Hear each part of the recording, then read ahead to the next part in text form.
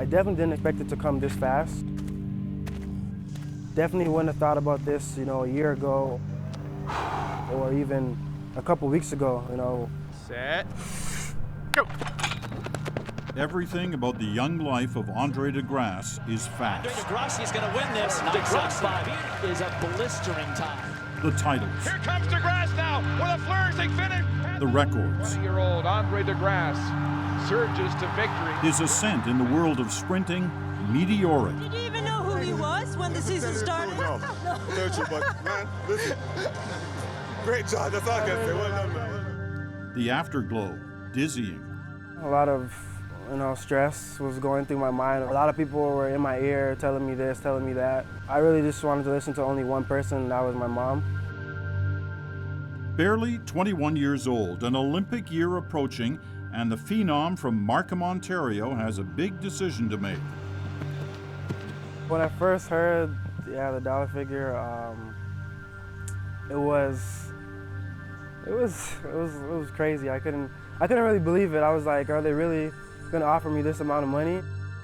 And so the student athlete turns pro, starts 2016, and the road to Rio right here in Jamaica.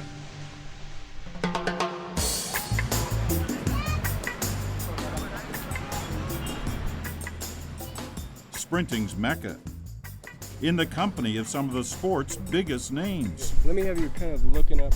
It's Andre's first ad shoot. Give me a little smile. It's hot, the day is long, and the demands are new. Give her those bedroom eyes. Everything about this year is new. Responsibility to the sponsor. The training base, moved just days earlier from his college in LA to a world-class camp in Phoenix. First time. Even the brand of spikes never worn before this day. And then there's the high-powered agent who used the off-season to sign Andre by going directly to his mother.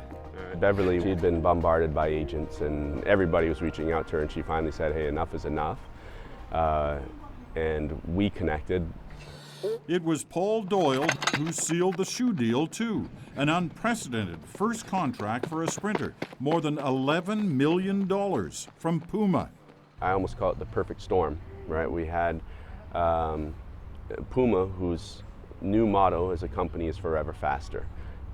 They know Usain Bolt is approaching the end of his career and they have nobody else to take over that role. And if their motto is forever faster, well, they need Andre De Grasse. Needed De Grasse, who runs the 100 meters, the 200, and the relay as well. Pressure? What pressure? In an Olympic year, it all cranks up a notch. The challenge to stay healthy, the charge of other contenders. And on top of everything for Andre, a legacy to chase. The sprint, not just a glamour event, the defining event of an Olympics, the one everybody remembers. From a Canadian perspective, the Olympic Games all changed in 1996 for Canada, in track and field specifically. Andre was not even 2 years old when Donovan Bailey won at the Olympics. So, for him it's all new. I think he's actually starting to understand the history of the sport a good bit. And 20 years later, writing his own chapter.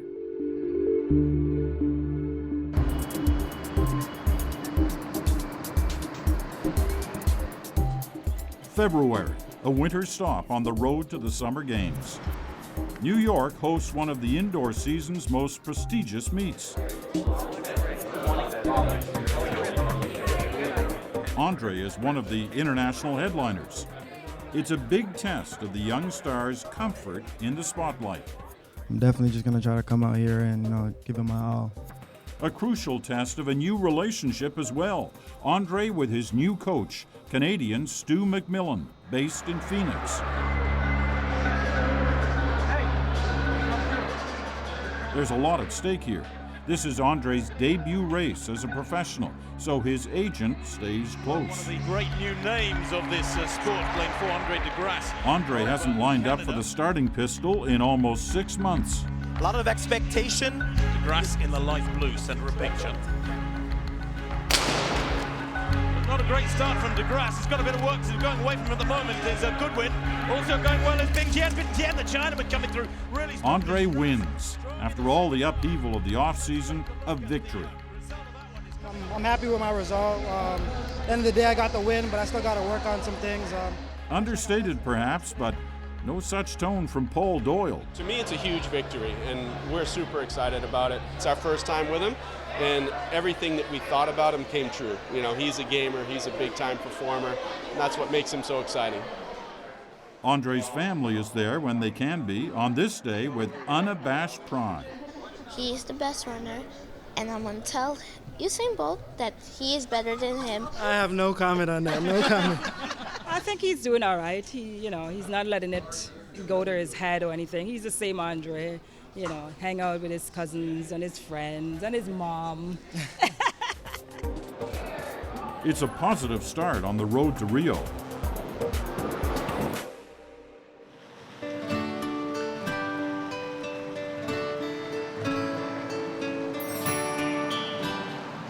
Florida, late March. Sprinting may be a lone pursuit, but with Rio on the horizon, there's something else at play. The relay team. And this is relay camp. Go, guys are up.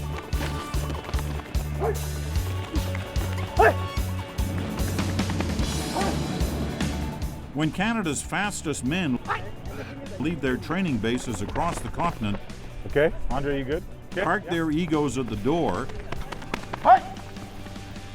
I want you guys a little closer. But the acceleration off was good. And work, learn, bond together here.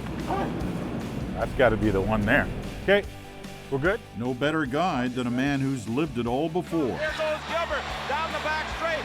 Oh yeah, the anxiety and the nervousness that I used to suffer going in onto the track, I don't miss that. The winning and the celebrating after, like in the Olympic Stadium, oh yeah, that is the best. Glenroy Gilbert is an Olympic champion, knows the glory that can happen when it stops being about the individual sprinter. And the Canadian relay team held apart Atlanta with a gold medal.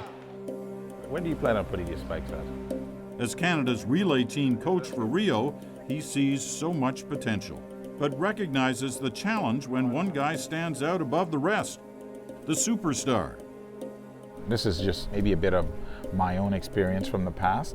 I don't think it's a big issue because I think at the end of the day, they all would like to be where Andre is. He obviously wants to be a part of the relay program. There's a lot of expectations too on his shoulders around the individual event, and I have to respect that. I do respect it. There is a level of commitment that needs to be shown and seen from him, and he understands that as well. As soon as he gets that hand back, it's a push. It's critical to get it just right, so there's more work off the track. Okay. These guys are already fast. You don't take your hand off it until you know he's got it. It's the passing that's analyzed over and over, practice that needs to be perfected if the team is going to find success in Rio. You're going to have to run between 36 to 37.80 to win gold. And that's only going to happen if these exchanges get better. It's a long day. He may be the superstar, but Andre is the last one to call it a night.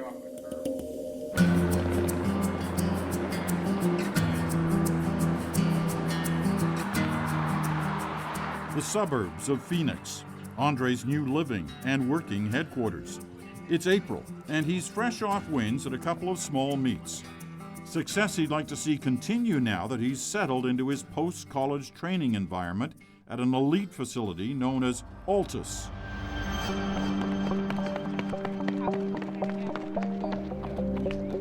I need guys around me that are really motivated and that are running fast, and they're always going to give it their all at practice every day. A little more reach. The head coach here has steered some 100 athletes to the Olympics, about a dozen to Olympic medals. That's better, Cat. Dan Pfaff is an American, indelibly linked to Canadians. Up, thighs up, thighs Donovan up. Bailey then, Andre De Grasse now. Both guys are gunslingers. They're not afraid to pull the trigger at key parts of the race. They're not saying, well, should I or shouldn't I? They just pull the trigger. So he's a racer and he's a risk taker.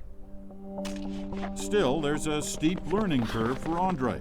And the day-to-day is entrusted to Stu McMillan, a Pfaff protege, Bailey pal as well. Okay. Just make sure, I don't want you rolling from on your marks, rolling forward into set. About 5-6 more minutes, just in a short recovery here, okay? He's careful with Andre. Last year's punishing 54 races left his body beat up. Andre can't now be over-raced and stay healthy for the Olympics, but he can't under-compete either. Oh my God. Have we devised the correct sort of competitive schedule and opened him up to enough varying levels of pressure and chaos through the season where going to the Olympics isn't something that's ridiculously unique. Hit it! Okay. All right. Okay. Finally working, man. Yeah. Well, I mean, it's time, man. It's April. It's time. Time to get in shape. Stop messing around. That's the goal, at least, and so the training is steady, paced out prudently. Off the track as well, building always towards something bigger. The more competitive tests are coming, and they are coming fast.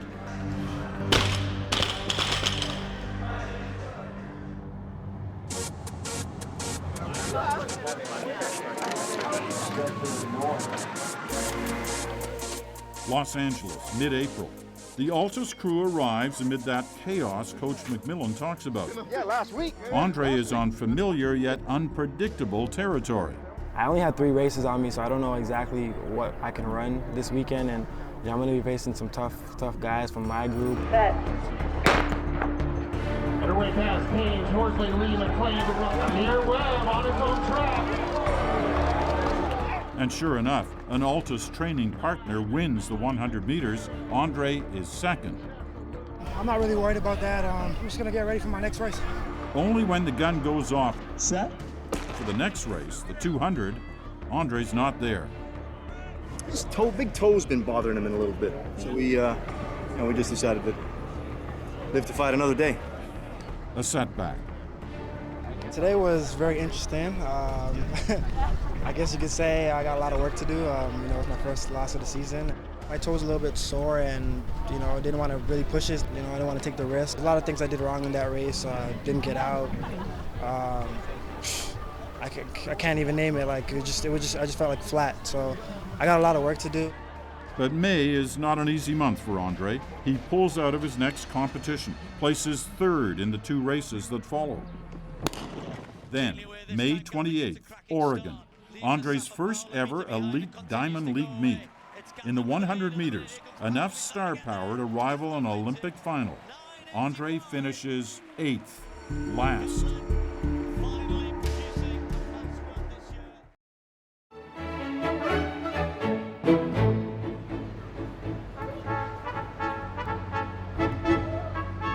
Early June, and the road to Rio leads overseas. Europe's top-tier meets are magnets for fans and the sport's biggest stars. Thank you. For Andre De Grasse, Birmingham is a measure of where he's at. After Los Angeles, he didn't train full-on for weeks, and for the most part stayed out of his spikes. His last-place finish against that Olympic-caliber field in Oregon was just about getting back into the rhythm of racing. Battling aches and pains here and there. So I wasn't really in shape to run, but I kind of just went there to see where I was at, see what I needed to do going forward. There's ups and downs, but I'm gonna just try to keep it going. Not really worried about what people are saying. Coach McMillan insists there's no panic either, but the decision for this meet, not to overdo it, just one race for Andre, the 200 meters. Next 200 meter score, please. The field is strong, includes the training partner who beat him in LA. Well, away they go. Have a look at Sean McLean having a fabulous run over in lane 2. Alonso Edward 2. And coming through strongly there is De Grasse. What a good finish from De Grasse. But then, that old feeling is back. Well, I'm good. Excellent. This is a great meet for me. It's a win, a season's best, and it's been a while. 2 months since his last victory, with 2 months to Rio. Top of mind, the support of his mom. She just told me to go out there and have some fun. She knows I've been struggling a little bit in the season, and I just got to get used to it. It's my first year being professional, so I'm getting better. I took her advice and didn't take it too seriously. Days later, Andre wins a 100-meter dash in Norway. He's faster, too, although still out of reach those scintillating sub-10-second times that caught the world's attention a year ago.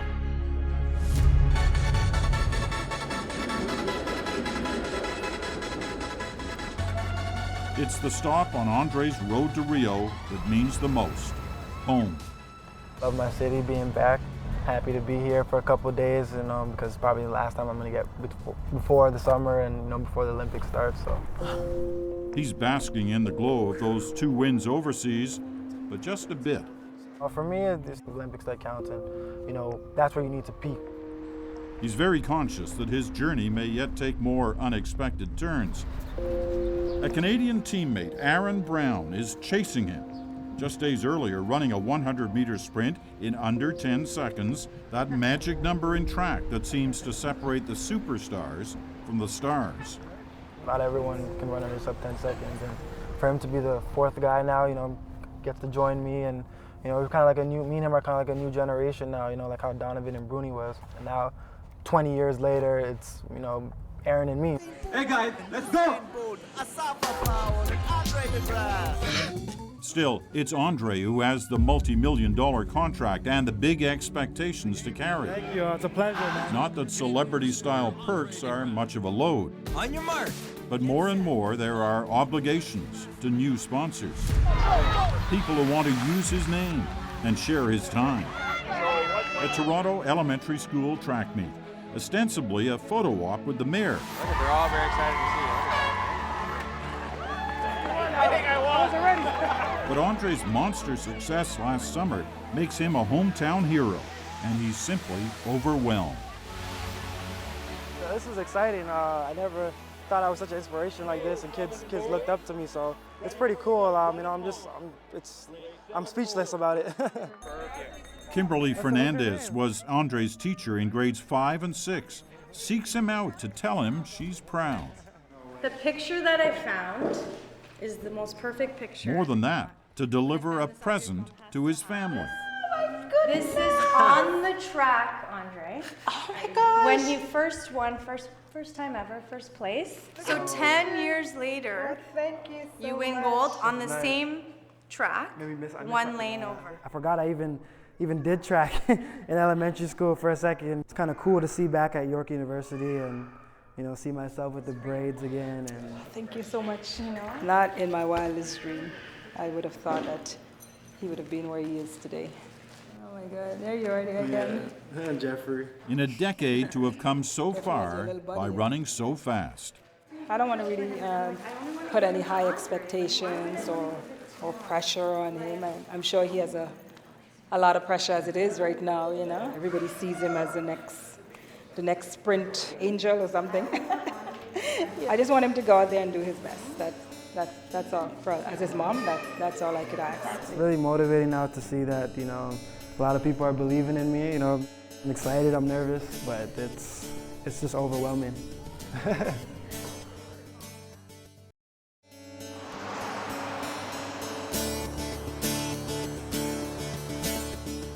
Edmonton, July 9th. The road to Rio now measured in days. It's Canada's national championships, and although his fame and medal count are growing, Andre can take nothing for granted. He has to deliver here in order to officially qualify for the Olympics. There are a lot of eyes on this one. Glenroy Gilbert, who's looking for a pool of sprinters to bring home another long-awaited Olympic relay medal. His teammates from 2 decades ago, gold medalist Bruni Surin and double gold medalist Donovan Bailey, all here too. On the track. Andre's mom claims a coveted spot near the finish line for the 100-meter heats. They can all sense a moment. The seeds of something special taking root. Andre De Grasse. Andre wins his heat. I was a bit nervous, but I know he's been training hard. I know he's hoping to go under 10 seconds today and represent Canada in Rio. Aaron Brown. Aaron Brown wins his heat too, easily. The expectation now for a battle in the final. not just for the title, fastest man in Canada, but for the psychological edge heading into Rio, too. Our men's 100-meter finalists are Andre De Grasse. In lane 4, Aaron Brown. At our 100 underway, Aaron Brown is out in a rush, so is Akeem Haynes. Here comes Andre De Grasse. De Grasse, Brown.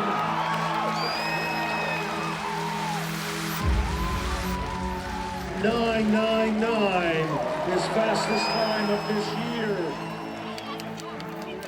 Andre has it, the Canadian title, that sub-10-second time that seemed so elusive this season, and that ticket to his first Olympics. It's perfect timing right now. We're a month away from Rio. Got a couple more races to prepare, and I think I'll be ready. And from the man who's been there at the Olympics, who once carried the burden of Canada's expectations in the marquee event, approval. I'm a big Andre fan. He has immense physical ability. I hope that he gets to where I've gotten to and surpass it. If he takes one race at a time, he's going to make it to the finals, and he can air it all out at the finals in Rio. If it all sounds a bit rosy ahead of Rio, a postscript. The 200-meter final the next day. There's a downpour, a delay in the competition, and ultimately a decision by Coach McMillan to play it safe, make it to Rio healthy. Aaron and Andre race to second and third. Another rising star, Brendan Rodney, wins it, smashing the 20-second barrier for only the second time ever for a Canadian. Andre actually did that first, but only just over a year ago. A reminder of just how quickly this extraordinary road to Rio happened. It's been a whirlwind. I never expected to be in this position right now, making my first Olympic team. It's a dream come true for me, and I just want to keep that momentum going towards Rio, make myself and this country proud.